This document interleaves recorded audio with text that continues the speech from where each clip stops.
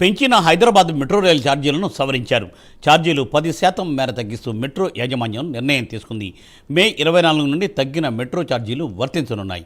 దీనిపై మరింత సమాచారాన్ని మా ప్రతినిధి ప్రవీణ్ అందిస్తారు. ప్రవీణ్.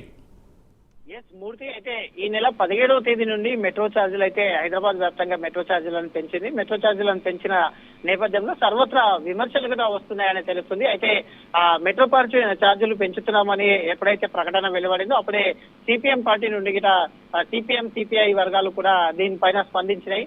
పెంచిన మెట్రో ఛార్జీలను వెంటనే తగ్గించాలని, సామాన్య పౌరుల నుంచి కూడా మెట్రో ఛార్జీల పెంపుదల అయితే ఏకంగా విమర్శలకు గురి చేస్తుందని చెప్పాలి.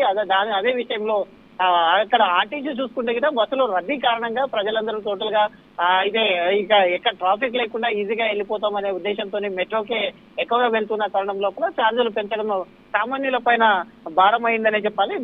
దానికి ఇవన్నిటి కూడా తీసుకుంటూ ఒక మెట్రో అధికారులు అయితే నిర్ణయం తీసుకున్నారని చెప్పాలి. అయితే పెంచిన మెట్రో ఛార్జీలు ఏవైతే ఉన్నాయో ఆ ఛార్జీలను 10% తగ్గిస్తూ మెట్రో అధికారులు అయితే యాజమాన్యం నిర్ణయం తీసుకొని ఈ యొక్క తగ్గించినటువంటి ఛార్జీలు ఏవైతే ఉన్నాయో ఆ ఛార్జీలు ఈ నెల 24వ తేదీ నుండి ఈ యొక్క తగ్గించిన ఛార్జీలు అన్ని కూడా వర్తిస్తాయంటూ కూడా మెట్రో ఒక ప్రకటన చేసిన నేపథ్యంలో కాస్త ఉపశమనం లభించినట్టు అయితే అయిందని తెలుస్తుంది.